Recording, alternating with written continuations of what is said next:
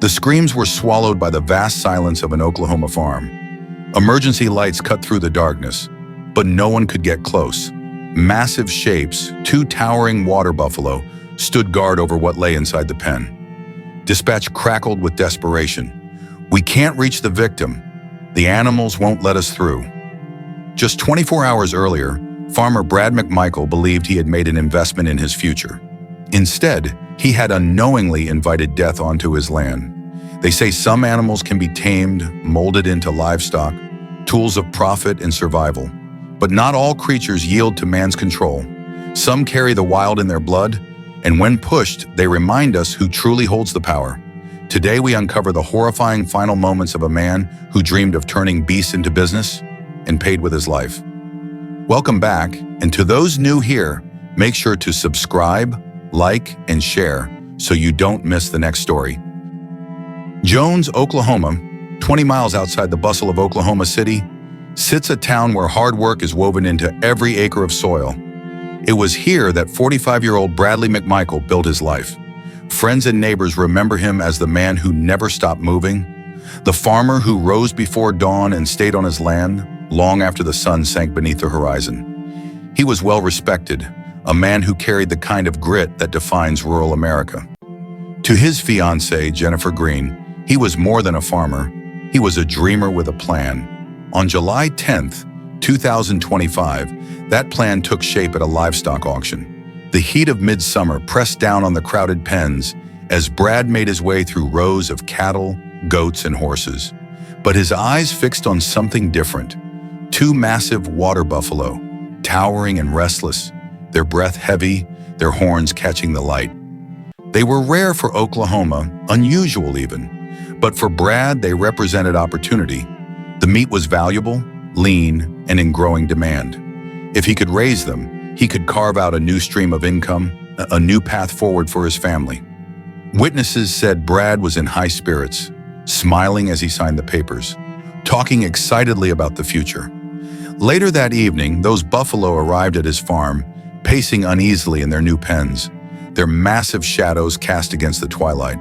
To Brad, it was the start of something new, a venture into the exotic. To the buffalo, it was something else entirely, a strange place, foreign smells and confinement they did not understand. And as Brad locked the gate behind them that night, he could never have known that the very animals he hoped would bring prosperity were already sharpening the edge of his fate. On the surface, water buffalo are often portrayed as calm, even gentle creatures. In parts of Asia, they have been used for centuries to plow fields, to carry heavy loads, to provide milk and meat for entire communities. But these are not ordinary livestock. A fully grown water buffalo can weigh more than 2,000 pounds, an unstoppable force of muscle and horn. And while some can be domesticated over generations, their wild instincts never truly disappear. In the United States, water buffalo are rare. Unlike cattle, they are not part of the everyday rhythm of American farming. For those who bring them here, they are seen as a novelty or an investment. Their meat is leaner than beef, their milk richer in fat, their hides valuable. They represent profit, opportunity, but only for those with the skill and caution to manage them. For the inexperienced, they can be unpredictable, volatile, and, at their most dangerous, deadly. Each year in America, hundreds of people are killed by livestock, more than by sharks, snakes, or bears combined. The majority are farmers and ranchers, men and women who have spent their lives around large animals. Most never expect the creatures they raise to become a threat. But experts warn, water buffalo are not cattle. Their tempers can flare without warning. Stress from transport, unfamiliar environments, or a sense of confinement can trigger aggression with devastating speed. Brad had worked with animals his entire life. He was no stranger to risk, no stranger to livestock. But these buffalo were different. They had come from auction to his quiet farm in Jones, Oklahoma, in the span of a single day. They were unsettled, strangers in a strange land. And as Brad walked among them, hopeful and determined, he believed he was starting a new chapter. Yet in reality, he had just invited his executioners onto his land. July 10th, 2025. The sun beat down on central Oklahoma as farmers and ranchers crowded the auction yards, the sound of the auctioneer's chant echoing against the metal pens. Among the crowd stood 45-year-old Brad McMichael and his fiancée, Jennifer Green. To Jennifer, this was familiar. Brad had spent his life around livestock, cattle in particular, and he moved through the crowd with the quiet confidence of a man who knew the weight of an animal before it stepped onto the scale. But this day was different. This was the day Brad spotted something unusual, something that set his heart racing.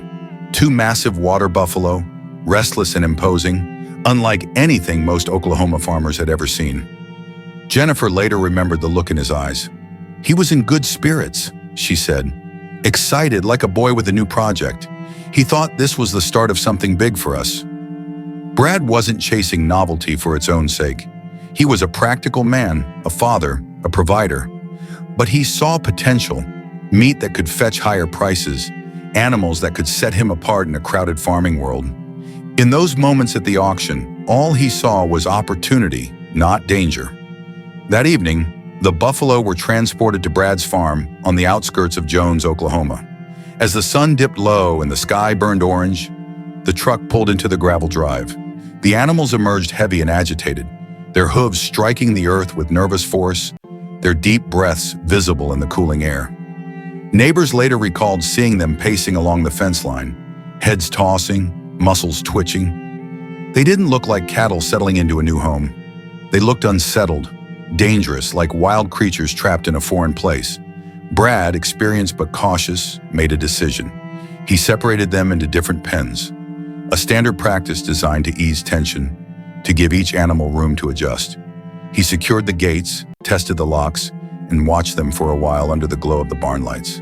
They were restless, stamping and circling, their dark eyes fixed on everything and nothing. To Brad, it was just the stress of travel, the unfamiliar sights and smells of a new farm. In time, he believed, they would calm, eat, and grow accustomed to their surroundings. But there was an unease in the air that night. Jennifer later admitted she felt it too, a heaviness she couldn't quite explain. They didn't seem right, she recalled. Not like cattle. They were on edge. The neighbors who caught glimpses of the towering silhouettes against the fading horizon whispered the same thing. These weren't animals you turned your back on. Still, Brad was determined. He had made his investment. He had placed his faith in the idea that with enough work, even these massive creatures could be folded into the rhythm of farm life. And so, with one last glance at the pens, he turned in for the night, already planning the chores of the next morning. He couldn't have known that the decisions he made in those few hours would set a clock ticking, one that would run out less than a day later. Because by the next evening, those same restless buffalo would no longer be pacing the fences. They would be charging, striking, and killing the man who had welcomed them onto his land. July 11th, 2025, 6:45 a.m. The sun is already warming the quiet neighborhood outside Brad McMichael's rural property. Birds stir in the trees, and the faint lowing of cattle drifts across the field. Inside the modest farmhouse, Jennifer McMichael stirs her coffee. She watches through the kitchen window as her husband, Brad, shoulders a bucket of feed. His silhouette cuts across the yard toward the pen that holds the animals he purchased just a day before. Neighbors later say Brad had a ritual, a calm, almost patient way of moving with his animals. He believed respect was returned if it was given. That morning was no different. Jennifer swears she could see the pride in his stride as he walked toward the enclosure. 7:10 a.m. Brad unlatches the gate. The sound is metallic, sharp against the morning air. The bucket rattles, spilling grain.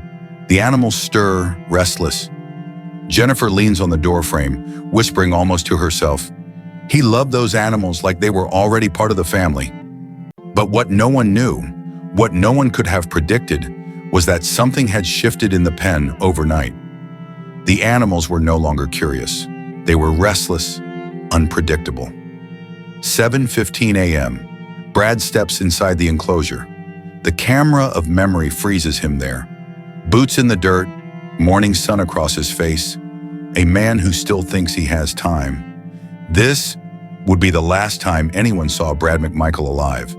Jennifer turns back inside the house. The slam of the screen door muffles the first low growl. 9 a.m. 2 hours pass. Neighbors notice Brad's truck still in the driveway. Odd, he usually drove out early to collect supplies. The front yard is still. The only sound is the faint echo of livestock shifting behind the pen. By mid-morning, Jennifer calls for Brad from the porch. No answer. She walks to the pen, but something stops her short. The gate is open, just slightly ajar, swinging back and forth in the warm breeze. She takes a step closer, then freezes. The bucket lies overturned in the dirt. The feed has been trampled into the ground. Her voice trembles as she calls his name again. But this time, what answers her isn't Brad. It's the sudden, unnerving silence of animals that should be making noise, but aren't. The stillness is suffocating. And then a chilling realization crept over the property. Brad's truck was there. His boots were gone. The gate stood open. Yet Brad himself had vanished. Neighbors later recall that by noon, whispers had already started. Something was wrong at the McMichael farm. Brad's truck sat idle in the driveway, the front door ajar, but no one ever saw him walk out again. That evening, the quiet farm in Cherokee County, Texas, became the scene of a nightmare. Jennifer, Brad's wife, grew uneasy. By 6:42 p.m., panic drove her to dial 911. Minutes later, sheriff's deputies and animal control arrived at the ranch. The sun was sinking low, shadows stretching long across the field. What they found would haunt them. Brad lay motionless inside the pen. His body bore deep, ragged lacerations, his clothes torn from violent impact. But what made the scene unbearable was that no one could reach him. The massive water buffalo, creatures Brad had purchased less than 24 hours earlier, were circling his body. Their nostrils flared, eyes wild, hooves pounding the dirt. Each time officers inched closer, the buffalo lunged, bellowing in fury. One deputy's voice, recorded on his body cam, captured the chaos. "We can't get to him. The buffalo are blocking us." For nearly an hour, responders tried to strategize. Lights flashing, sirens wailing. Yet the herd refused to back away. Neighbors gathered by the fence line, horrified, whispering in disbelief. Finally, authorities made a grim decision. There would be no immediate rescue. To approach would mean another life lost. The night air grew heavy. Jennifer, standing frozen at the gate, begged them to try again. But the officers held their ground. And so, Brad remained inside that pen as the buffalo continued circling. The question hanging in the air was devastating. How did a man's dream of owning exotic animals turn into his last, fatal mistake in less than a single day? The silence of the Nebraska pasture is shattered by the crack of a rifle. The first buffalo, massive, dark, and restless, drops heavily into the dirt.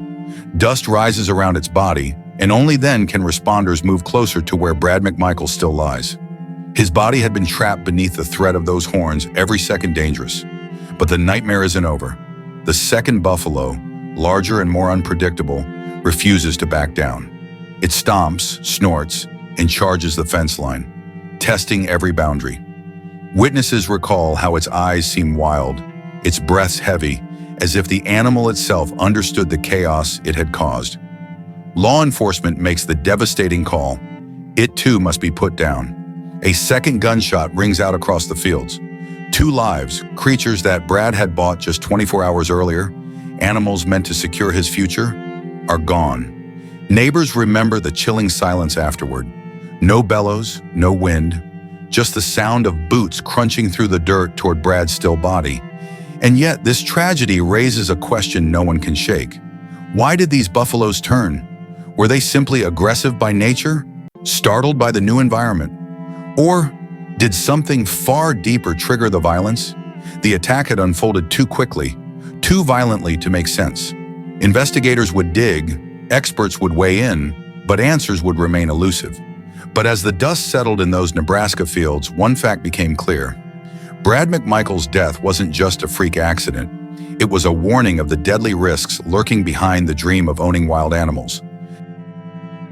The coroner's report was blunt, chilling, and final.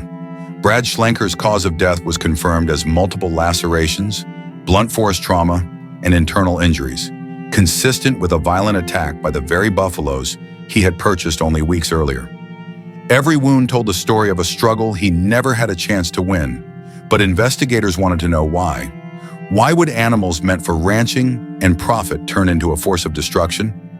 Livestock experts were called in, piecing together the chain of events. Their theory painted a picture more tragic than simple chance. Stress, layer upon layer of it. The auction floor, the days of transport, the sudden change of environment, all pressed against the instincts of the massive creatures.